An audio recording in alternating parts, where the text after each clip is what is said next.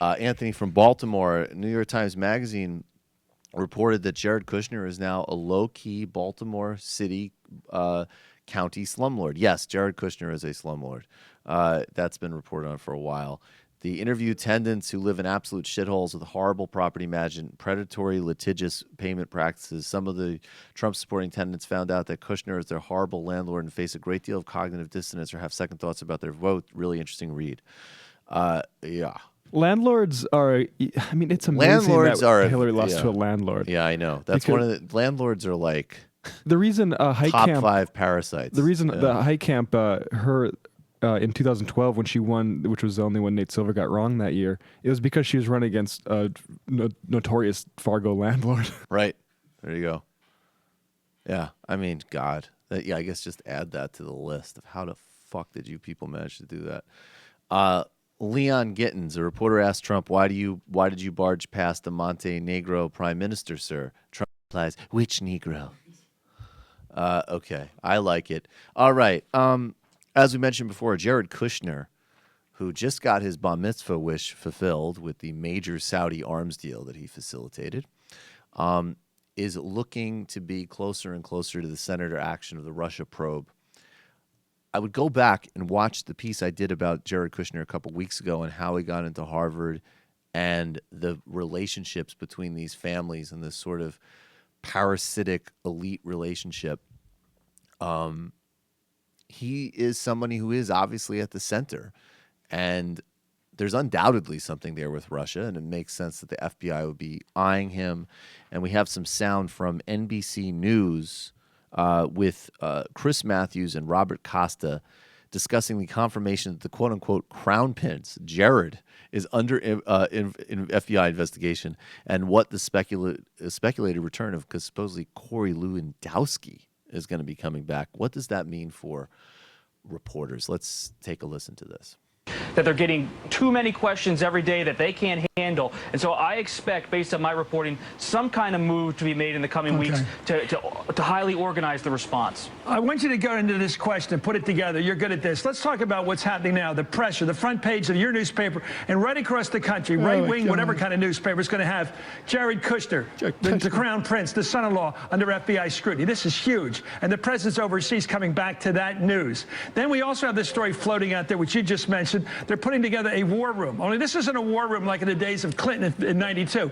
This is a war room to play defense on the law to keep these people from losing power. And my question is, Corey Lewandowski coming back, Steve Bannon coming back. These are the bad boys. These are the guys that Trump even had to push aside. The fact that he's bringing them back, these tough guys, what's it going to look like in terms of press relations, in terms of getting the truth out or keeping that truth from the public? Dogged, confrontational, tough.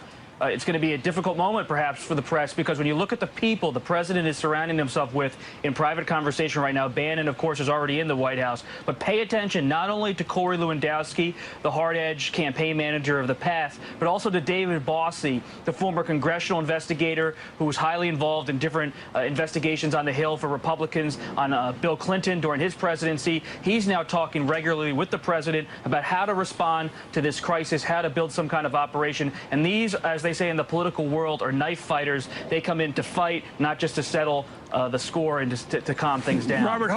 Okay, so a couple of things there. Yes, Donald Trump over the next couple of weeks is going to double up on thuggism. That's the response and the instinct that he has always had anytime he's in any type of threatening situation. Now, obviously, he's completely unequipped for this job. He's stressed out of his mind. This is basically seems like the first time he's ever really even worked in his life. And in the campaign and in any conflict he's had, and going back to his mentors, people like Roy Cohn and Roger Stone, they believe in vicious, vindictive counterattack. So you get back Corey Lewandowski, you are going to see, I would imagine, definitely the re-empowerment of Steve Bannon, and you're going to double up on the most vicious aspects of this White House and have people around Trump who are not going to attempt to restrain any of his instincts. In a second, we have some sound of what Jared Kushner might sound like when he's being interviewed by the FBI. I would love to hear a recording of that, and I think we have a sense of what it might sound like. It might be a little bit more prescient than it was meant to be when he says that it's like a knife fight, because somebody could legitimately get stabbed. Like Steve Bannon is not going to stab anybody. There's a lot of shouting. Yeah, there's Corey Lewandowski. I mean, things are going to hit the fan, I think, in the next couple. Corey of weeks. Lewandowski is a fucking idiot. Like Corey he's Lewandowski, like a really, menace. Like he's a guy. When he was on CNN, you would see him in clips where it was like he has he no gonna punch sense someone? of like you're. Yeah. Oh, totally. Yeah, it would be Totally. like I would just be watching segments where it's like he might punch that woman that's sitting next to him. Like, Oh, definitely. It's not. Well, you're a new congressman from Montana. I mean, So this is who they are. These are the. I mean, all of the movies that have been made in Hollywood about like murders or whatever in the White House, it could just become much more legitimate. Not that I want anyone to get murdered. And I would just keep, whatever you're doing to make Steve Miller happy. I mean, he's the one that I'm the most worried about. It makes sense when you think about what type of people will take these jobs, right? Like, it's Yes. not that actually mystifying. It's not right, because that's the other thing too. Is that and also the only people around Trump that have had competency are people like Roger Stone, and I'm making completely morally neutral. People like Roger Stone, they play very dirty games, but they know what they're doing.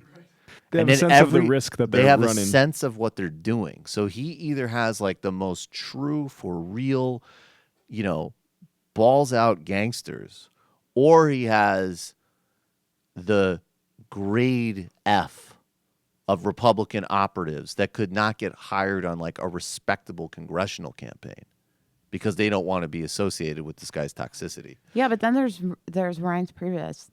Reince Who's Priebus he's a suburban Milwaukee lawyer who is completely in over his His head. role is tough. Right, but like, he's neither one of those. well, he's interesting because he's like the sort of elite bridge. He's right? supposed to be the elite bridge. He's the president now, so you're going to have some sense of trying to manage him, but he's obviously totally failed at that. He might have a heart attack, maybe.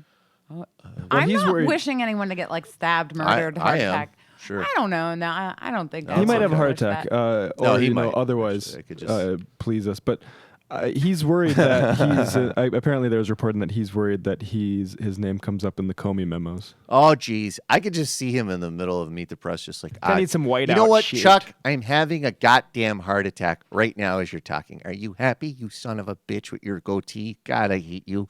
I think we got to kill Comey. Oh, John, we got to kill Comey. We're going to need to... fuck, did I say that on a goddamn tape? Hey, Sam Seder here. Folks, you probably heard about the whole YouTube advertiser apocalypse. Well, we're suffering from it too. We need your help. If you want to keep this show alive, you want us to be able to still put out clips on a regular basis, head over to our Patreon page. Here's the link right here or down below there. And just give us a couple bucks a month and support this program. Really appreciate it.